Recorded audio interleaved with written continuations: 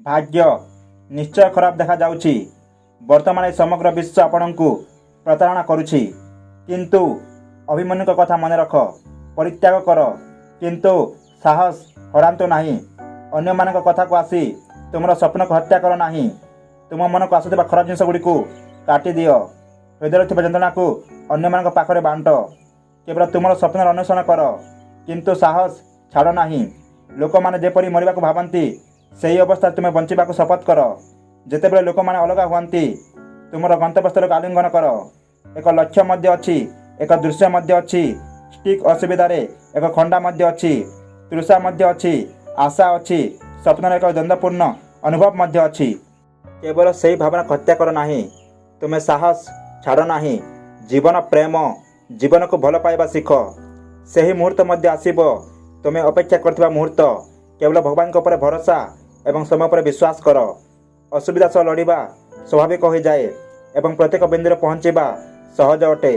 प्रत्येक व्यक्ति जीवन में असुविधा आसे।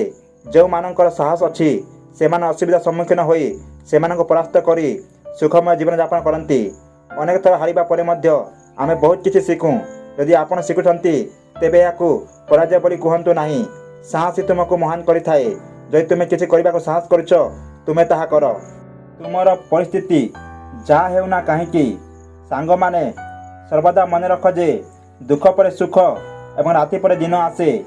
केवल तुमे तुमर कर्म करिबा जारी रख। कहीं जने बहुत किछि कहिसंती, सही व्यक्ति को कहीं खसी पड़ेबारे सक्षम होई नाहंती।